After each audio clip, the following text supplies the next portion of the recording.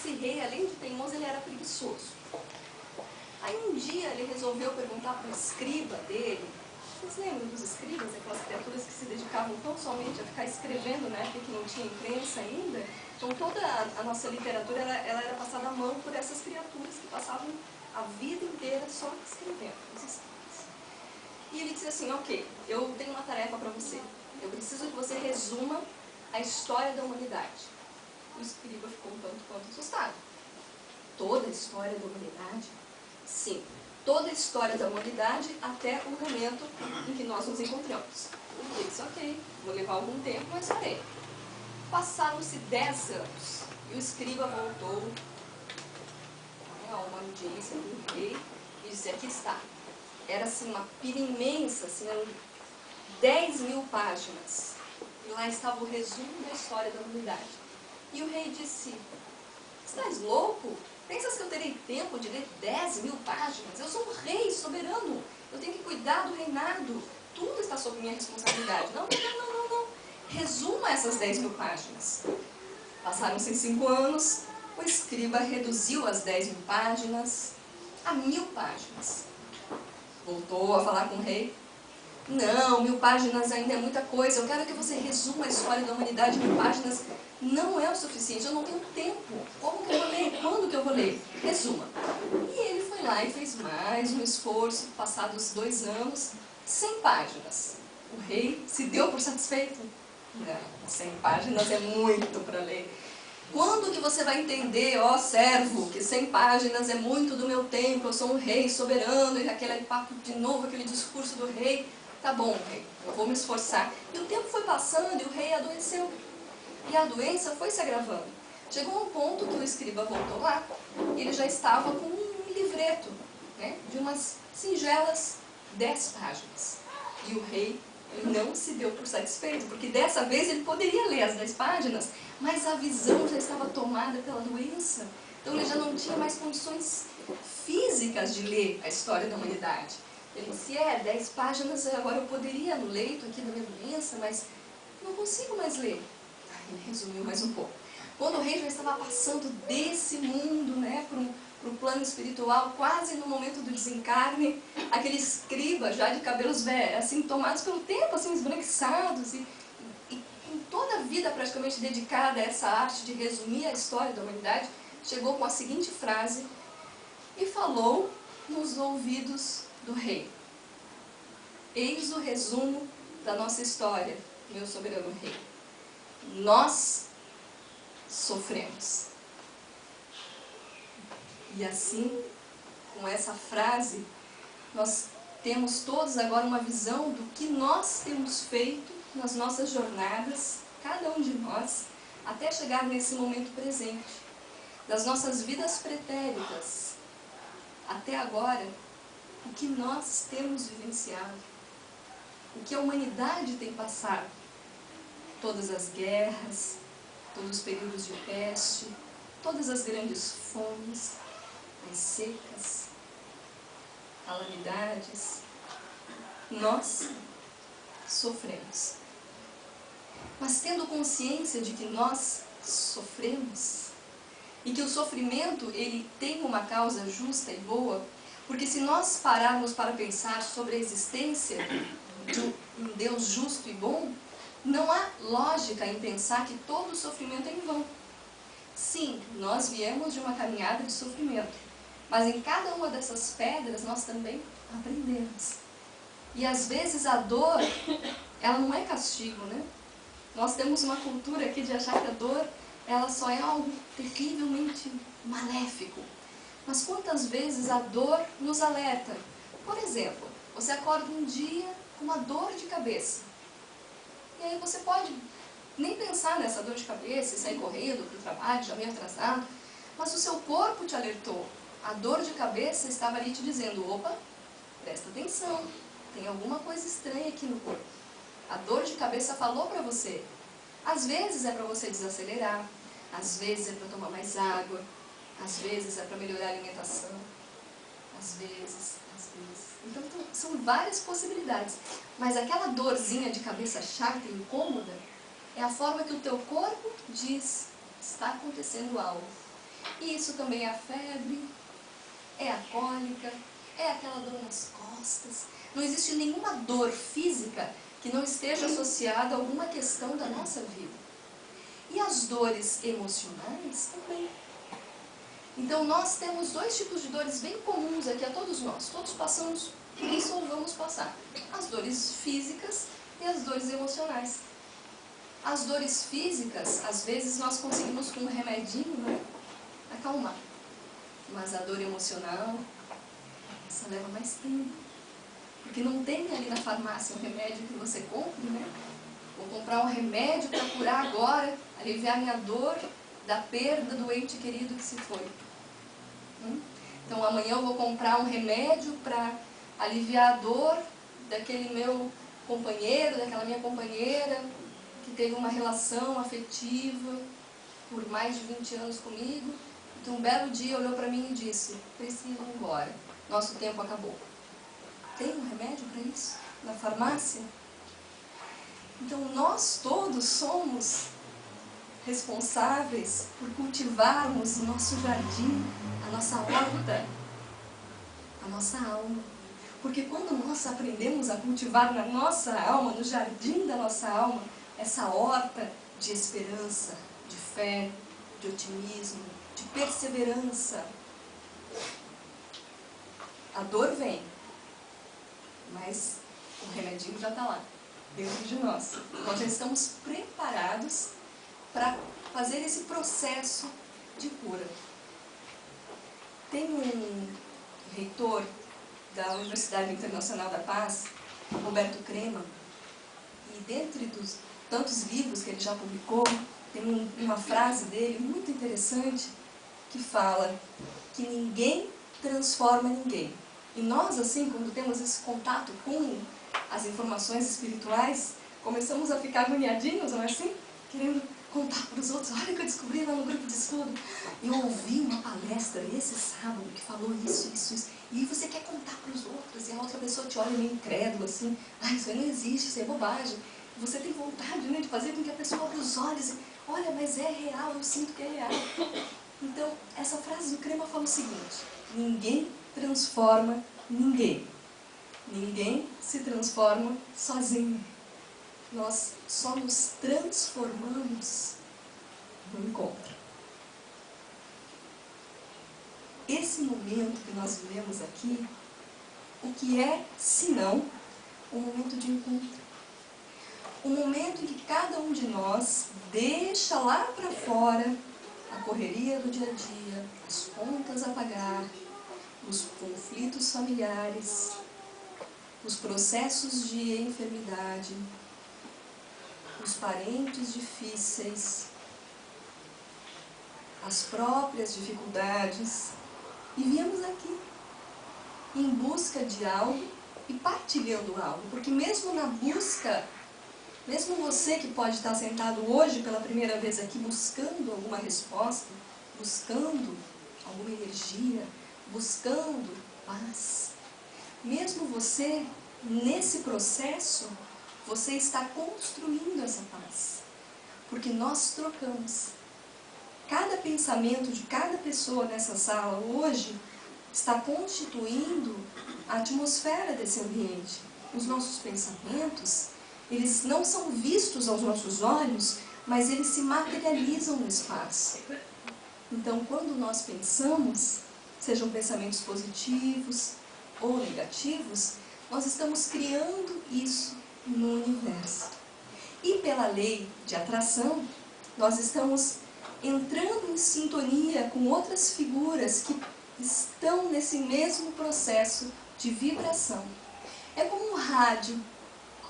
Sabe aquele rádio antigo? Que você sintonizava várias estações? Então você ia mudando o dial, pegando na FM, na AM, aquelas faixas vibratórias, né? Aquelas faixas de rádio. Então cada frequência, uma rádio diferente, com um estilo diferente, uma música diferente. E nós somos assim, nós somos seres que agora, cada um está pensando em algo diferente, com uma frequência diferente, sendo um ser diferente, com personalidade diferente, cultura diferente, olhar diferente diante da vida. Mas o interessante de saber disso quando nós baixamos muito a nossa vibração, e isso acontece nos momentos mais difíceis da nossa vida, o que estamos atraindo na realidade, se não mais vibrações negativas? E é nesse momento, no momento em que você está mais para baixo, que você tem que ter essa consciência, essa informação tem que ficar aí no seu coração guardado, para você sair dessa sintonia baixa e buscar elevar essa sintonia. Seja assistindo uma palestra, lendo uma leitura edificante, ouvindo uma música tranquila, assistindo a um bom filme, ligando para aquele amigo de infância, revendo cartas. Quem guardou as cartas dos correios de antigamente? Os bilhetes da escola, as fotos em família. Coisas que te ponham para cima, que te lembrem que você já passou por várias situações difíceis e chegou até aqui. E agora você está passando por mais um processo difícil e vai passar por ele. Porque veja a palavra, processo, passagem. Ninguém permanece na dor eternamente.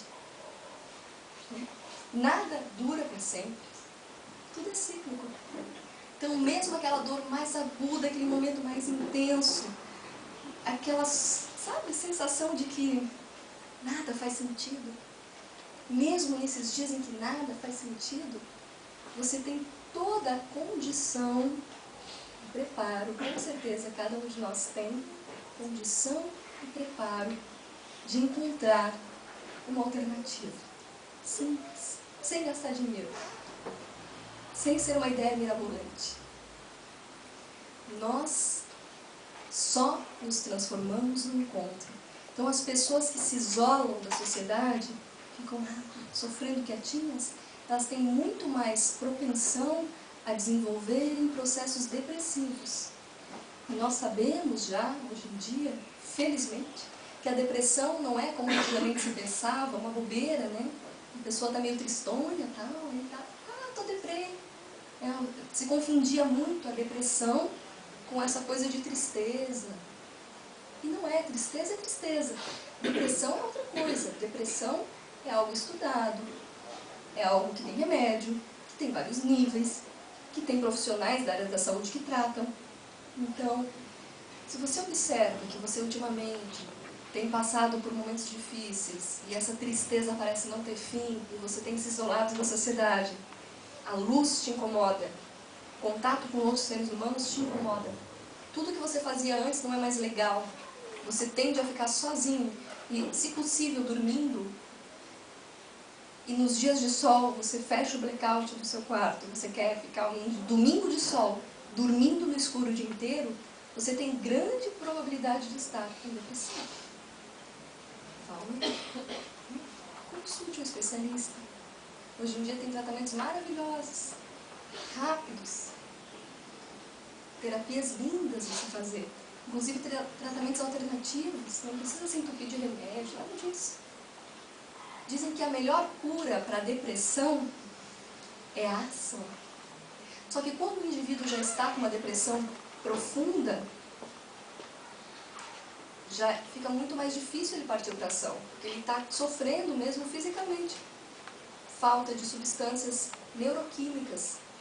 E aí que entra a intervenção de alguns remédios. Então não deixe chegar nesse estágio. Já no comecinho se sentiu meio assim, cada um sabe o que te faz bem, né? Tem até propaganda de TV, o que te faz feliz, né? O que te faz feliz, o que te faz bem. Então às vezes uma pequena ação, um pequeno gesto, uma colaboração aqui na casa, no seu bairro, no seu trabalho, uma iniciativa, um projeto social, se engajar em uma causa, isso sim faz com que você transforme a sua depressão ou a sua futura depressão em ação. É na ação que a vida entra em movimento. Vocês já viram um poço? Agora imagine um poço daqueles assim, abandonadinho, bem antigo, que está lacrado há algum tempo. Daí você abre aquele poço, aquela água parada, já está fétida, gosmenta. E a água parada, ela não é salutar. A água parada vira uma espécie de lama, lodo, tem um cheiro terrível. Nós precisamos estar em movimento na nossa vida. Porque é na fluidez do movimento cotidiano que nós seguimos. Assim como o rio de águas cristalinas que flui em direção ao belo mar, nós todos temos que fluir. Ficar parado é não fluir. É normal que tenhamos dúvida, medo, apego. E essas são questões pertinentes a todos nós, brasileiros, estrangeiros, seres encarnados nesse planeta, nesse momento da transição. Vocês já devem ter ouvido falar que nós estamos vivendo um período de transição entre um planeta de provas e expiações para um planeta de regeneração. Mas talvez vocês não tenham parado para pensar por que nós estamos aqui agora. Por que nós não encarnamos nesse planeta há 200 anos? Ou por que nós não estamos agora no plano espiritual esperando para ir encarnar em outro planeta? Parem para pensar por que nós estamos exatamente aqui. Nós, aqui na transição planetária. Que compromissos nós não temos? Dessa luta da humanidade, da jornada que a humanidade tem travado, dessas vidas sucessivas que nós todos partilhamos, o que nós não fizemos? O que já resgatamos? O que ainda temos por fazer? Há um mundo de possibilidades. Mas estar no momento da transição, sem dúvida, é algo maravilhoso. Nós somos privilegiados por estarmos aqui, porque só herdarão a terra do futuro as pessoas que estiverem sintonizadas. Lembra a frequência de rádio? Então, pensamento, ação, coração, sintonizadas com a vibração do Cristo. Os que não estiverem sintonizados com a vibração do Cristo serão convidados a se retirar. À esquerda, por favor. Vão para outro planeta. Um planeta condizente ao estado evolutivo dessa criatura. Então, aqueles que ainda nesse momento de transição, com tanta informação, com tanta coisa acontecendo, ainda se aprazem no mal, né? E a gente vê as notícias na televisão, a mídia não nos poupa de nada, né? Põe tudo lá para ver, ao vivo e a cores. Então, todas essas pequenas grandes maldades, essas criaturas que ainda continuam fazendo isso, sem dúvida elas não estão preparadas para herdar a nova terra. Daqui, elas vão sair e não mais voltarão. Entendem? Porque se elas continuarem voltando, o nosso planeta não vai conseguir evoluir para o patamar que ele precisa. Até então a Terra era assim. Você vinha com uma missão, né, de um plano encarnatório antes de vir para o planeta. Você vinha com a sua missão. E aí, de repente, você cumpria aquela missão ou não. Aí, muitas vezes, chegava um ponto da sua vida que você se desviava, através do livre-arbítrio, a gente sabe que a gente pode fazer isso ou não, enfim. E a pessoa desencarnava, e chegava de novo no plano espiritual e pensava, nossa, é a minha 15ª existência no planeta Terra, e de novo eu não consegui cumprir o que eu assumi. Aí, ficava um tempo no plano espiritual, reorganizava, estudava mais um pouco, se melhorava, se preparava, não era assim? Aí vinha de novo o planeta Terra, cheio de esperança, nascia lá o bebezinho, né, tentando cumprir de novo aquela tarefa. E ficava. E assim foi a Terra por tempos, mas agora acabou. Essa é a nossa última oportunidade. Se nós não cumprirmos as nossas tarefas agora, se nós não atrelarmos as mãos, se nós não pegarmos o caminho aí da porta estreita agora, não há mais tempo. Ou a gente se sintoniza no bem, ou a gente vai cair na onda das vibrações conturbadas, que é uma onda tsunami, né? Basta sair aí na rua para ver como é muito mais fácil a gente se afinizar com essa onda tsunami do desequilíbrio, da violência, da revolta, da amargura, da ironia, da piada sem graça, do humor que destrói. É muito, muito mais fácil do que ser aquele que é otimista, que é educado, que dá a vez na fila, que cumprimenta o desconhecido, que sorri para o vizinho,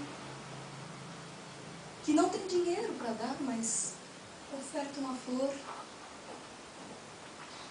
Então, não são os grandes gestos que nos são cobrados, os nossos amigos do plano espiritual, eles não esperam de nós grandes, imensas obras. Não. Eles esperam que a gente cumpra o nosso roteiro, que é simples, mas que às vezes é tão difícil. E é justamente nessas horas de dificuldade, de desânimo, que nós temos o recurso da prece para elevar os nossos pensamentos, para elevar a nossa sintonia e entrar em contato com os nossos guias espirituais, que alguns chamam de anjo da guarda, espírito protetor. Esses seres que nos acompanham de longas datas e que cada um tem ao seu lado, sempre. Agora pensa nessa situação. Você chega para trabalhar.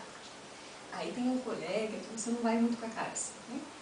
Aquele colega chega e diz assim, bom dia. E daí você, por educação, responde, bom dia. E quase abre um sorriso. Passa o colega, você não fala, mas você pensa, ai, que saco, esse colega é chato de novo do meu lado.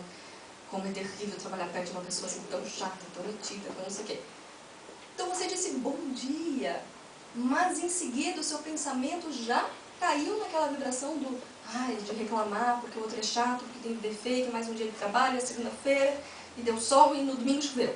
Você já caiu nessa sintonia. O que adiantou você falar aquele bom dia meio forçado, né? O que será que pesou mais? O bom dia forçado ou aquela chuva de pensamento negativo que ninguém ouviu, porque você só pensou, né? Ninguém ouviu. E reflitam comigo. Se esses seres espirituais nos acompanham de longa data, e são os nossos guias, estão aí nos ajudando, nos intuindo, nos fortalecendo, eles estão ouvindo o que nós pensamos. Então, naquele momento em que ninguém ouviu, pelo menos o teu anjo da guarda ouviu. Estava ali do teu lado e ouviu você pensando, ele ouve o nosso pensamento. Aí você chega em casa, depois dessa segunda-feira de trabalho, né? Aí você vai lá para sua cama, né? Não, eu vou até fazer, é que o pessoal dali não vai ver, eu vou fazer aqui, ó. Fazer em pé, geralmente eu sento para fazer. Você vai lá em pé, então no teu quarto, assim, sem ninguém tá olhando, né? Você põe as mãos assim e diz assim, ai, meu anjo da guarda, eu tenho sido tão bom. Eu tenho me esforçado tanto para ser uma pessoa boa.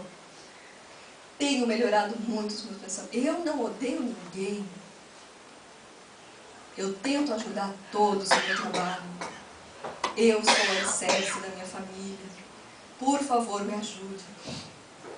Imagina se a gente pudesse ver a cara do nosso anjo da guarda olhando assim, ó. Aham, sei. E hoje de manhã no trabalho, aqueles pensamentos lá não foram você, né? Foi uma interferência aí na radiofônica. Então vejam que nós fazemos isso com nós mesmos. Mas é claro, Ellen, imagina, a gente está num planeta ainda de transição, de prova e expiação para a regeneração. É normal que a gente tenha defeito. É normal, nós temos muitos defeitos. Mas se nós já temos o conhecimento, cabe a nós mesmos trabalharmos em cima desses defeitos. Toda vez que vier uma ideia negativa, um pensamento ruim, muda o foco, vira o espelho, vira a página. O colega é rabugento e tem defeito? Possivelmente deve ser um rabugento com defeito, sim. Mas quem sou eu para julgar os defeitos do outro? Se eu passar a vida inteira focando a minha energia nos defeitos do outro, essa mesma energia não vai ser canalizada na construção do meu eu. Vejam o que é muito mais sábio.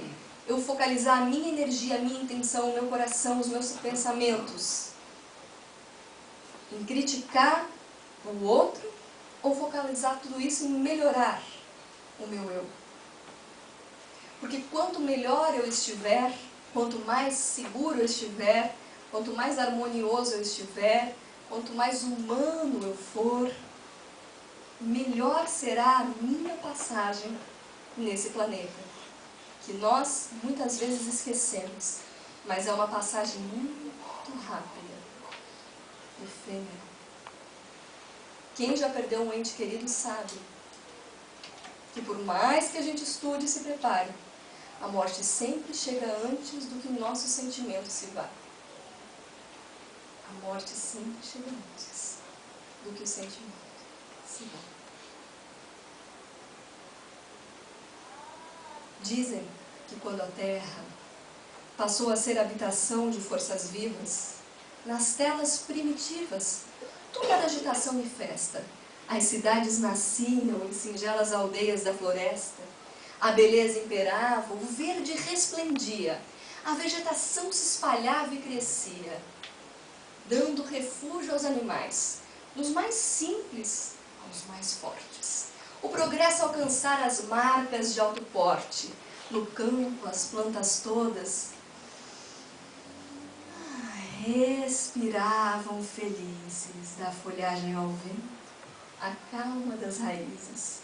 Era um mundo de esplendores, adornado de flores, com uma estranha exceção. Tão somente o espinheiro era uma criatura triste, sozinha, uma espécie de monstro no caminho, de que ninguém se aproximava, todo feito em pontas agressivas, recordando punhais de traiçoeiros corte, que anunciavam dor e feridas de morte, de tanto padecer tristeza, desespero, solidão.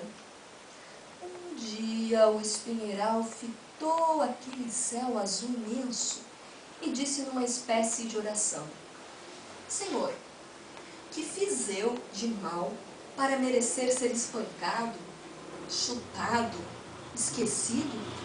Todos nesse planeta me acusam de haver nascido. Terei culpa, ó Pai, das garras que me destes? Horas, acendes astros 1000 para a noite celeste, vestes a madrugada em mantilhas vermelhas, dás lã às ovelhas, inteligência aos cães e gatos, cântico às aves, estendeste no chão a bondade e beleza das fontes que deslizam suaves.